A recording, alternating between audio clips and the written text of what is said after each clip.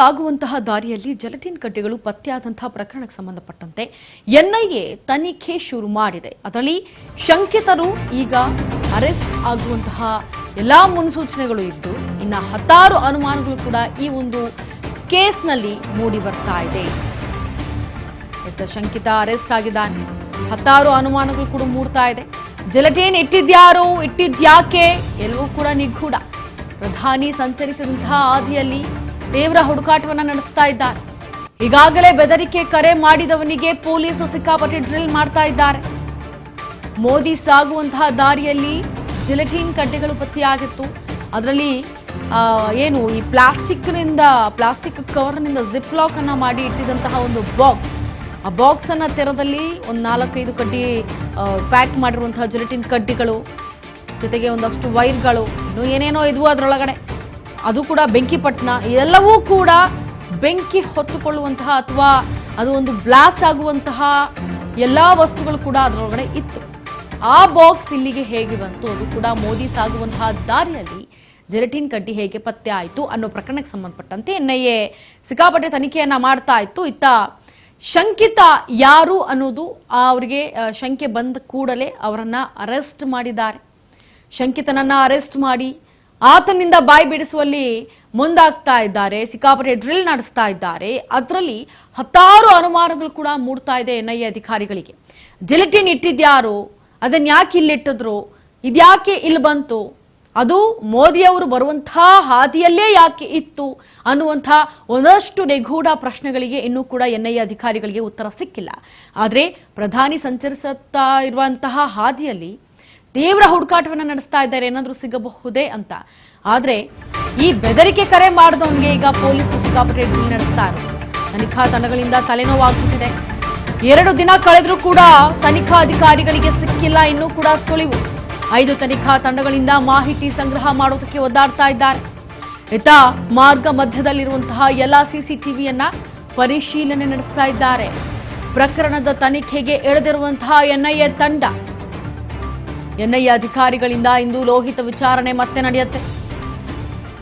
ನೋಡಿ, ತನಿಖಾ ತಂಡಗಳಿಂದ ಈಗ ತಲೆನೋವಾಗ್ಬಿಟ್ಟಿದೆ ಜೆಲಟಿನ್ ಕಡ್ಡಿ ವಿಚಾರ, ಈ ಒಂದು ಪ್ರಕರಣ.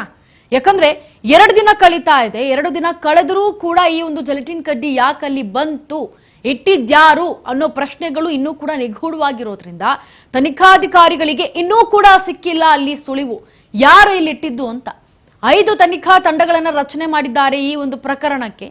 ಆದರೂ ಕೂಡ ಮಾಹಿತಿ ಸಂಗ್ರಹ ಮಾಡೋದ್ರಲ್ಲಿ ಎಲ್ಲೋ ಒಂದು ಹೆಜ್ಜೆ ಹಿಂದೆ ಉಳಿದಿದ್ದಾರೆ ಎನ್ಐಎ ಅಧಿಕಾರಿಗಳು.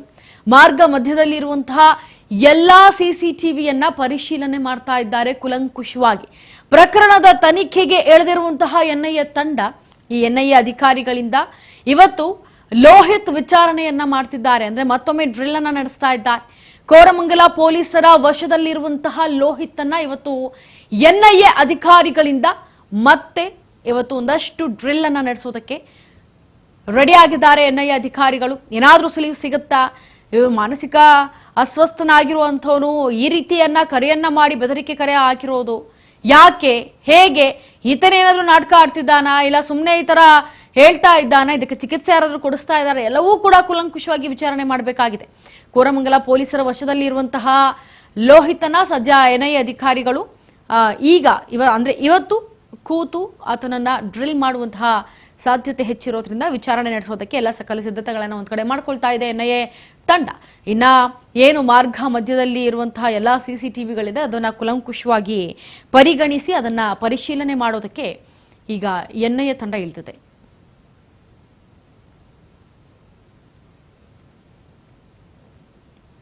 ಇನ್ನು ಎನ್ಐಎ ತಂಡ 5 ತನಿಖಾ ತಂಡಗಳನ್ನ ಮಾಹಿತಿ ಸಂಗ್ರಹಿಸೋದಕ್ಕೆ ಅಂತಾನೆ ರಚನೆ ಮಾಡಿದೆ. ಯಾಕಂದ್ರೆ ಒಂದ್ ಕಡೆ ಸಿಸಿಟಿವಿ ಕ್ಯಾಮೆರಾವನ್ನ ಚೆಕ್ ಮಾಡ್ತಾ ಇದ್ರೆ, ಮತ್ತೊಂದು ಕಡೆ ಬೇರೆ ಯಾರಾದ್ರೂ ಅಲ್ಲಿ ಓಡಾಡ್ತಾ ಇರುವಂತಹ ಜನ ಅಥವಾ ಅಲ್ಲಿನ ಸ್ಥಳೀಯರನ್ನ, ಹೀಗೆ ಒಂದೊಂದು ತಂಡ ಒಂದೊಂದು ಕೆಲಸವನ್ನ ಮಾಡೋದ್ರಲ್ಲಿ ಮುಂದಾಗುತ್ತೆ. ಹಾಗಾಗಿ ಈಗ ಈ ಜೆಲಟಿನ್ ಕಡ್ಡಿಗಳು ಯಾವ ರೀತಿಯಾಗಿ ಇಲ್ಲಿ ಪತ್ತೆ ಆದವು, ಅದು ಕೂಡ ಬಾಕ್ಸ್ ನಲ್ಲಿ ಒಂದಷ್ಟು ವೈರ್ಗಳು, ಬೆಂಕಿ ಪೊಟ್ಟಣ ಎಲ್ಲವೂ ಕೂಡ ಇದು, ಅದು ಹೇಗೆ ಬಂತು ಇದ್ರೊಳಗಡೆ, ಅದು ಕೂಡ ಪ್ಲಾಸ್ಟಿಕ್ ಕವರ್ ನಲ್ಲಿ ಜಿಪ್ ಲಾಕ್ ಮಾಡಿ ಸೀಲ್ ಮಾಡಿರುವಂತದ್ದು, ಇದೆಲ್ಲವೂ ಕೂಡ ಒಂದು ರೀತಿ ಅನುಮಾನಾಸ್ಪದವಾಗಿ ಕಾಣ್ತಾ ಇದ್ರು ಮೇಲ್ನೋಟಕ್ಕೆ. ಒಳಗಡೆ ಇದನ್ನ ಆಳವಾಗಿ ಎಳೆದು ನೋಡಿದಷ್ಟು ಇದರ ಹಿಂದೆ ಯಾರೋ ಇದ್ದಾರೆ ಅನ್ನೋದಂತೂ ಈಗ ಶಂಕೆ ಎದುರಾಗಿದೆ ಎನ್ಐಎ ತಂಡಕ್ಕೆ. ಹಾಗಾಗಿ ಎನ್ಐಎ ಕೂಡ ಅಷ್ಟೇ 5 ತನಿಖಾ ತಂಡಗಳನ್ನು ರಚನೆ ಮಾಡಿ ಇದರ ಬಗ್ಗೆ ಹೆಚ್ಚಿನದಾಗಿ ತನಿಖೆಯನ್ನು ನಡೆಸ್ತಾ ಇದೆ. ಇತ್ತ ಲೋಹಿತ್ ಕೂಡ ಏನು ಕೋರಮಂಗಲ ಅಧಿಕಾರಿಗಳ ವಶದಲ್ಲಿ ಇದ್ದಾರೆ. ಈಗ ಎನ್ಐಎ ಅಧಿಕಾರಿಗಳು ಕೋರಮಂಗಲದಲ್ಲಿ ಇರುವಂತಹ ಲೋಹಿತ್ನನ್ನ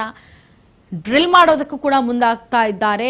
ಯಾವ ರೀತಿಯಾಗಿ ಏನಾದರೂ ಸುಳಿವು ಸಿಗುತ್ತಾ ಎನ್ಐಎ ಸ್ಟೈಲ್ನಲ್ಲಿ, ಅಂದರೆ ಇವಾಗ ನೀವು ಅಲ್ಲಿ ಯಾಕೆ ಹೋದೆ, ನೀನು ಯಾಕೆ ಕರೆ ಮಾಡಿದೆ ಅಂತ ಕೇಳೋ ತಂಡ ಬೇರೆ.